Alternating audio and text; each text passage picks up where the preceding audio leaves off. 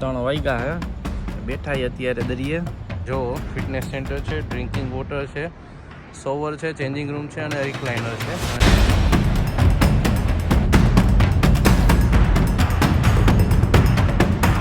તો મિત્રો હર હર મહાદેવ ને આપણે અત્યારે જઈ રહ્યા છીએ દીવ અને આપણી દીવની ટ્રીપ જે છે એ ફક્ત 1-2 દિવસની રહેશે। કન્ફર્મ નથી કાંઈ, 1-2 દિવસની તો રહેશે બટ અત્યારે જો અમે બેગ પેક કરી લીધા છે અને સામાન બધું આવી ગયો છે।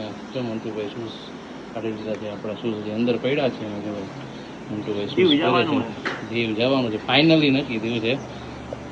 કાલ જવાનું હતું પણ ટ્રાફિકના હિસાબે મંટુભાઈ બી ગયા કે મારે નથી જવું એટલે આજ નક્કી કર્યું છે। જો બેગ બેના કમ્પ્લીટ છે, બસ જો હવે ગાડી લઈને સીધા બસ સ્ટેન્ડ જાય છે। તો દોસ્તો અમે આવી ગયા છીએ રાજકોટના બસ સ્ટેશનમાં। ત્યાં તમે ટ્રાફિક જોઈ શકો છો અને આપણે જવાનું છે આજે રાજકોટથી દીવની બસમાં। તો આજે આપણે જાણીશું ટિકિટનું ભાડું કેટલું છે, કેટલા વાગે બસ ઉપડે છે, કેટલા વાગે પહોંચાડે છે।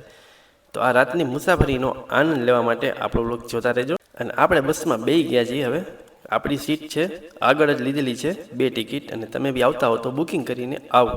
તો દોસ્તો આજની આ સફરમાં જાણીશું આપણે કે કેટલા વાગે પહોંચાડે છે બસ અને રાત્રિનો મુસાફરીનો કેવો આનંદ આવે છે। તો દોસ્તો નાસ્તો અમે લઈ લીધો છે કેમ કે મુસાફરી 5-6 કલાક કરવાની છે એટલા માટે। તો તમે જોઈ શકો છો પેસેન્જર અત્યારે પોતપોતાની સીટ ઉપર બેસશે અને રાજકોટનો ટ્રાફિક બી બહુ છે અત્યારે દીવ જવા માટેનો। તો બધી સીટ ઓલરેડી ફૂલ થઈ ગઈ છે। તો દોસ્તો હવે અત્યારે ગાડીમાં બેઠા છીએ અને થોડો ઘણો નાસ્તો કરીએ। અને રાતની મુસાફરીનો એક અલગ આનંદ હોય છે। લાઇટો, ડીમ રસ્તાઓ, શાંત અને બસની વિન્ડોમાંથી આવતી ઠંડી હવા। તો દોસ્તો તમે જોઈ શકો છો અત્યારે ઠંડી હવા બી આવે છે અને વરસાદ બી આવે છે।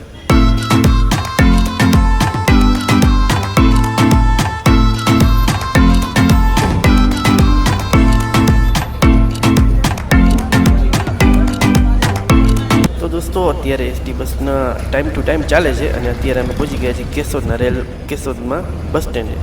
તો હવે દોસ્તો આપણે આગળ જઈ રહ્યા છીએ, અમારી બસ ધીમે ધીમે આગળ જઈ રહી છે અને આ દીવની સફરમાં રાત્રિનો સફર છે એટલે હવે ક્યાંક ડિનર માટે બી ઊભી રાખશે બસ, કેમ કે ટાઈમ થઈ ગયો છે જમવાનો। તો હવે જોઈએ બ્રેક ક્યાં પડે છે, શું જમીએ છીએ। તો દોસ્તો આપણે ઊભા રહી ગયા છીએ અત્યારે હોટલ, માલધારી હોટલ છે, જ્યાં બ્રેક રાખ્યો છે બસે 20 મિનિટનો બ્રેક છે। તો ચાલો આપણે અંદર જઈએ અને કંઈક હલકું ખાઈએ। તો આપણને તો ભૂખ બહુ લાગે એટલે ઓર્ડર મંગાવી લીધો છે। હવે આલુ પરોઠા મંગાવ્યા છે દોસ્તો। તો હવે જોઈએ આલુ પરોઠા કેવાક આવે છે। આલુ પરોઠા આવી ગયા છે, લસણની ચટણી છે અને દહીં છે।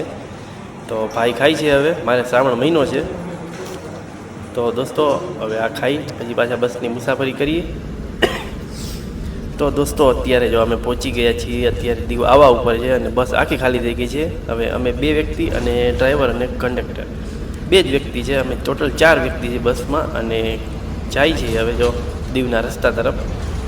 તો દોસ્તો આપણે અત્યારે જવાનું છે દીવ, ઘોઘલા બીચે ઉતરી જવાનું છે। તો દોસ્તો અત્યારે અમે પહોંચી ગયા છીએ। હવે વાગ્યા કેટલા જો તમને દેખાડો અત્યારે જો 3:30 વાગ્યા હે બેઠા અત્યારે દરિયે। હવે સવાર પડે એની રાહ જોવી, સવાર પડે એટલે તમને વિડીયો દેખાડવાનો છે દરિયાનો। તમને અહીંયા ઘોઘલા બીચે આવ્યા છીએ, ઘોઘલા બીચે હું હે તો એ તમને દેખાડીશ આજના વ્લોગમાં। આપણી સિરીઝ ચાલુ થઈ છે દીવની, તો દીવના વિડીયો આવવાના હવે દોસ્તો। આ રાતના 3:30 વાગ્યા અત્યારનો 3:30 વાગ્યાનો સીન છે તમને ઘોઘલા બીચનો। અમે પહોંચી ગયા અત્યારે ઘોઘલા બીચે, રાત્રે વાગ્યા 3:30। સામે દરિયો છે અત્યારે તમને નહીં દેખાય, આવો સીન છે અત્યારે ઘોઘલા બીચનો રાતના 3 વાગ્યાનો સીન। જો આવો સીન તમને કોઈ નહીં દેખાય। હવે સવારે થાય એટલે આપણે વ્લોગ ચાલુ કરીશું। હવે અત્યારે અમે દીવ પહોંચી ગયા છીએ। હવે સવારે 6 વાગે એટલે તમને દરિયાનો દેખાડો નજારો કેવો કાંઈ ઘોઘલા બીચનો અને અહીં હું ફેસિલિટી સારી છે પણ સવારે દેખાડીશ પૂરા વિડીયોમાં। અમે અત્યારે પહોંચી ગયા દીવ। તો દોસ્તો અત્યારે વાગી ગયા છે રાત્રે 4 અને જો અત્યારે ઘોઘલા બીચે બેઠા છીએ અને સામે છે ચંદ્ર। અત્યારે કોઈ નહીં આવ્યું હોય, અમે પહેલાં આવ્યા છીએ કે રાત્રે બીચ ઉપર બેઠા છીએ।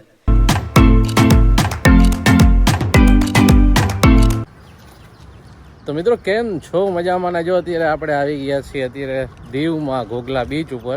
આમ તો રાત્રે જ પહોંચી ગયા હતા, પણ થોડુંક અજવાળું થાય પછી મેં વ્લોગ આપણો સ્ટાર્ટ કરીએ.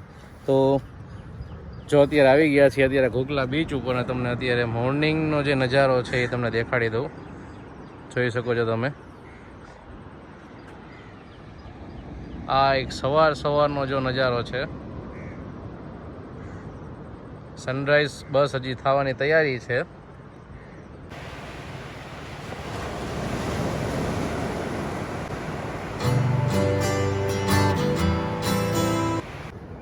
મિત્રો મારી પાછળનો તમે નજારો જોઈ શકો છો. એક નંબર નજારો છે મિત્રો. જો અર્લી મોર્નિંગનો વ્યૂ.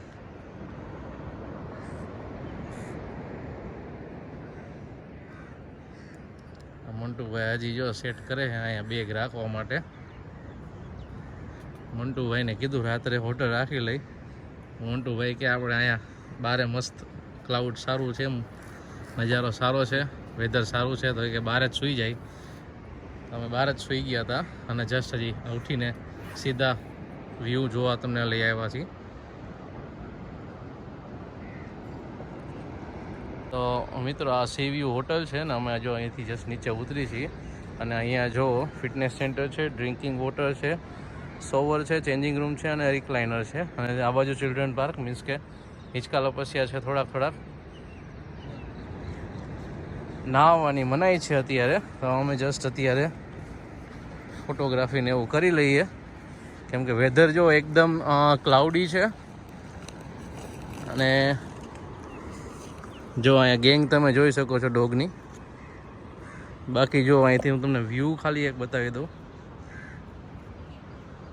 આપણે ઇવનિંગ વ્યૂ તો હોય, પણ આ અર્લી મોર્નિંગ વ્યૂ કંઈક અલગ જ મજા હોય છે. અહીંયા જો ફિટનેસ માટે બધાય માણસો અત્યારે સવારે એક્સરસાઇઝ કરવા આવી જાય છે.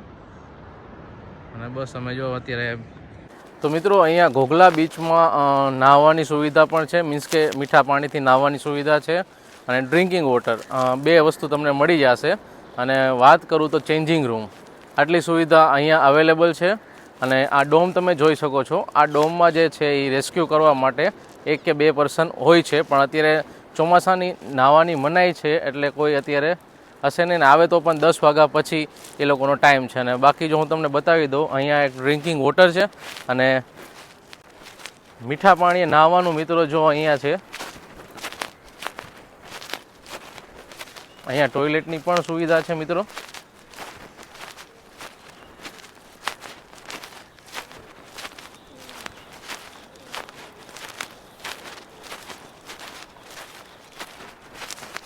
તો મિત્રો અહીંયા એક લેડીઝ વોશરૂમ છે, પ્લસ અહીંયા ચેન્જિંગ રૂમ છે, ઓપન શોવર પણ છે, પ્લસ સેમ જેન્ટ્સ માટે ઓપન શોવર છે. અને અહીંયા વોશરૂમ છે સોરી.